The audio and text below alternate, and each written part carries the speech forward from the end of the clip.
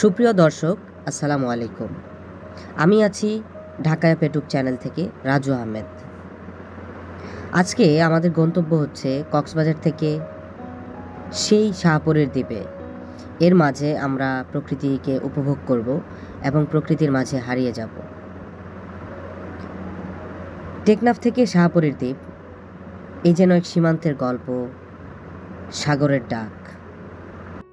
আপনারা যারা প্রকৃতিকে ভালোবাসেন তারা কক্সবাজার এলে আপনারা এই ক্রাউড এরিয়াগুলো একটু অ্যাভয়েড করে আপনি কক্সবাজার থেকে টেকনাফের এই প্রকৃতিগুলো উপভোগ করতে পারেন।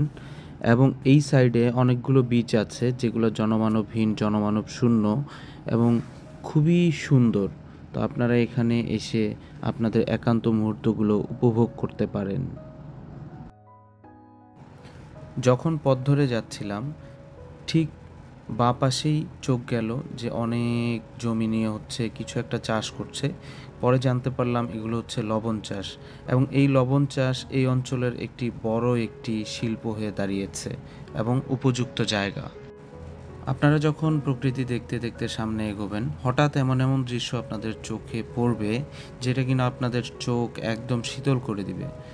এই যে দেখতে পাচ্ছেন অনেক বিশাল পাহাড়, এবং এক সাইডে পাহাড় বিস্তৃত এরিয়া নিয়ে পাহাড় বসে আছে, এবং ঠিক অপর সাইডেই হচ্ছে দেখতে পাচ্ছেন বিশাল সমুদ্র সৈকত, যেটার বিশালতা দেখে আপনি হয়ে যাবেন মুগ্ধ। তাই এই দৃশ্যগুলো দেখতে হলে আপনার এই রাস্তাতে আসতে হবে। তো আমার যেতে যেতে যতটুকু মনে হলো যে এদিকে পর্যটক খুব একটা বেশি আসে না। এই যে সামনের লাল গাড়িটা দেখতে পাচ্ছেন, এটাও একটা পর্যটকবাহী গাড়ি। তো এই রকম গাড়িগুলোই হচ্ছে আপনারা ভাড়া নিয়ে এই জায়গাটুকু উপভোগ করতে পারেন। আমি যখন দুপাশে দেখছিলাম আমার কাছে মনে হচ্ছিল যে আমি বাইরের কোনো দেশে আছি, কারণ ঠিক দৃশ্যটা এমনই। তাই আমরা যদি এটা সংরক্ষণ করে রাখি, আমরাও অনেক উন্নত শিখরে পৌঁছাবো। আমরা কক্সবাজার মানে হচ্ছে কক্সবাজার সমুদ্র সৈকতকেই চিনি, কিন্তু এর এই পাশটাতে টেকনাফ আসা যাওয়ার পথে যে আপনার এত সুন্দর দৃশ্যগুলো মিলবে, এটা আসলে কখনোই ওইভাবে দেখা হয়নি ম্যাক্সিমাম পর্যটকের। তাই আপনারা সময় করে এদিকটাতে আসুন, ভালো লাগবে। এখন আছি হচ্ছে টেকনাফের এমন এক জায়গায় যেখানে এক সাইডে সমুদ্র, বিশাল বিস্তৃত সমুদ্র, আরেক সাইডের ভিউ দেখলে আপনারা দেখতে পাবেন কত সুন্দর পাহাড়, হিল ভিউ। সো এত সুন্দর একটা জায়গা, মানে আপনি এটা দেখতে হলে আপনার আসতে হবে কক্সবাজার থেকে টেকনাফের যে নতুন রাস্তাটা, তো এখানে আসতে হবে। তো এখানে সমুদ্র, একদিকে সমুদ্র, বিশাল সমুদ্র যে দেখতে পাচ্ছেন, সমুদ্রের ভিউটা অসাধারণ, সমুদ্র, জনমানব শূন্য সমুদ্র সৈকত, এবং এই রাস্তাটার ঠিক অপোজিটে দেখতে পাচ্ছেন পাহাড়, বড় বড় পাহাড় ঘেরা।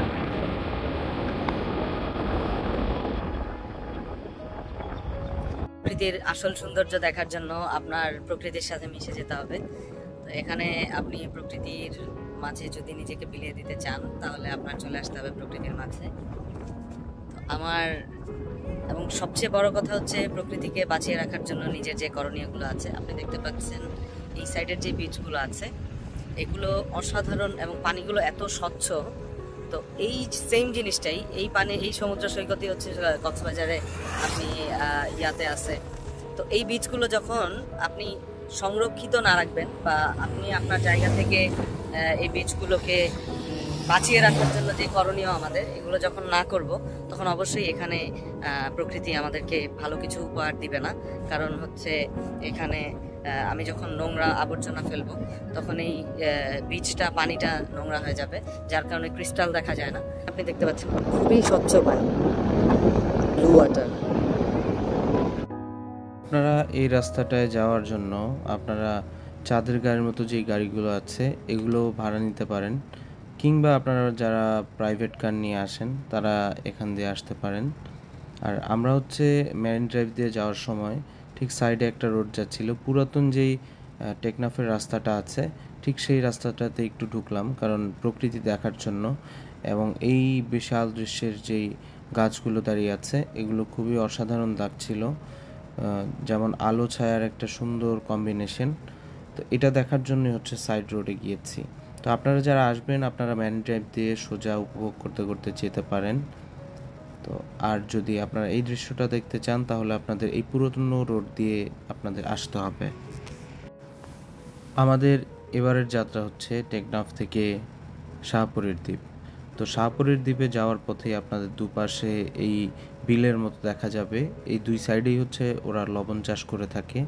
তো আপনারা এদিকে আসার জন্য দুইভাবে আসতে পারেন, টেম্পু বা সিএনজি নিয়ে আসতে পারেন এবং অটো নিয়েও আসতে পারেন। আপনারা অটো নিয়ে যদি আসেন তাহলে অবশ্যই আপনারা ঘন্টা হিসেবে ভাড়া নিয়ে নেবেন, বা এই যে চাঁদের গাড়ি গেল এরকম গাড়িটা পুরো রিজার্ভ করে নিতে পারেন সারা দিনের জন্য, তাহলে আপনারা পুরো শান্তিমতো ঘুরে দেখতে পারবেন।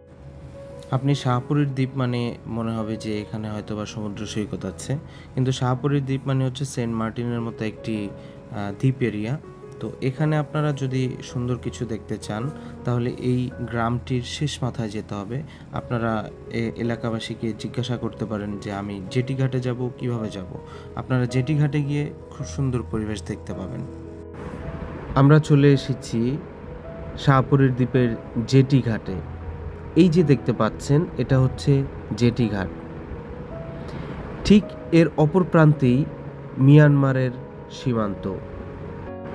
আরও মজার ব্যাপার হচ্ছে আপনারা চাইলে এখান থেকে স্পিড বোর্ডে পার পারসন 600 টাকা দিয়ে, আসা যাওয়া 1200 টাকা দিয়ে আপনারা 20 মিনিটে সেন্ট মার্টিন যেতে পারবেন এই জেটি ঘাট থেকে।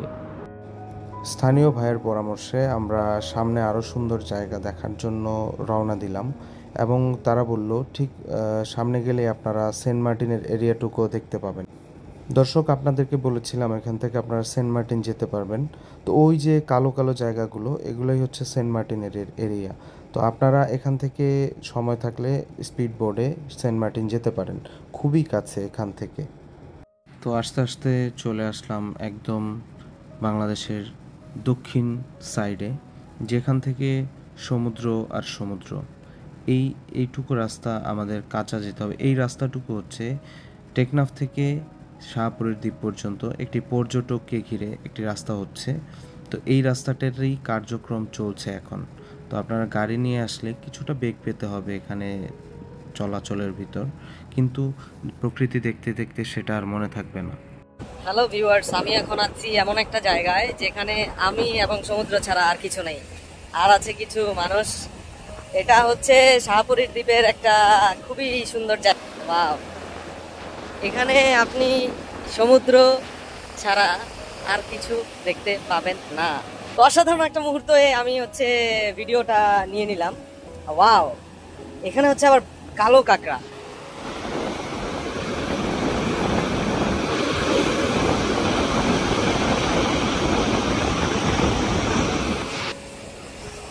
তো আমি যেখানে আছি এটা হচ্ছে জনমানব শূন্য একটি সমুদ্র সৈকত, শাহপুরের দ্বীপ। আমার পেছনে বিশাল সমুদ্র সৈকত, যেখানে মানে কোনো কিনারা নাই, বঙ্গোপসাগর। এটা আমার পেছনে হচ্ছে বঙ্গোপসাগর, এবং এখান দিয়ে নতুন একটা রাস্তা হচ্ছে। সো আপনারা যদি অ্যাডভেঞ্চার প্রেমী হন অবশ্যই এখানে আসতে হবে। আপনার রাস্তাটা অনেক বেগ পেতে হবে, এখানে কিছু কাঁচা রাস্তা আছে। সো সাহস করে চলেই আসলাম।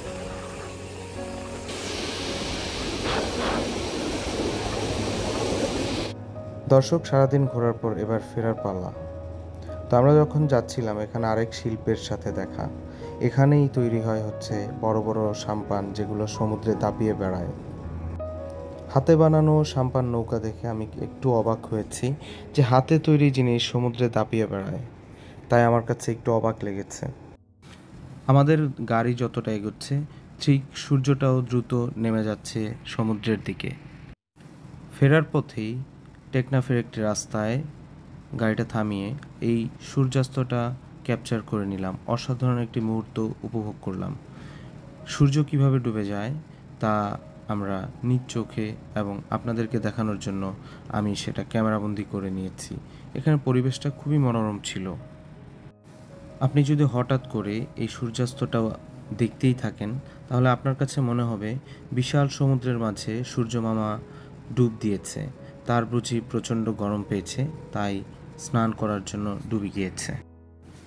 সুপ্রিয় দর্শক, সূর্যাস্ত দেখতে দেখতে আপনাদের থেকে আজ বিদায় নেব, এবং আপনাদের যদি আমার ভিডিও এবং আমার ইনফরমেশন ভালো লেগে থাকে আপনাদের কাছে আকুল আবেদন জানাচ্ছি যে আমার চ্যানেলটি সাবস্ক্রাইব করে এবং বেল আইকনটি প্রেস করে রাখবেন। আপনার যদি আমার কোনো ভিডিওতে কোনো মন্তব্য থেকে থাকে, আপনার গুরুত্বপূর্ণ মন্তব্যটি অবশ্যই আমাকে কমেন্ট বক্সে জানাবেন। এবং আপনার যদি কোনো দেশের ভিসা সম্পর্কে এবং আমার ঘুরে দেখা কোনো দেশের বিভিন্ন তথ্য সম্পর্কে কোনো কিছু জানার থাকে, আমাকে অবশ্যই কমেন্ট বক্সে কিংবা আমার ইমেল করে জানাতে। আমি অবশ্যই আপনাদেরকে উত্তর জানাবো এবং আপনাদের তথ্য দিয়ে পাশে থাকব। আপনাদের আকুল আবেদন জানাচ্ছি আমাকে সাবস্ক্রাইব করে পাশে থাকার।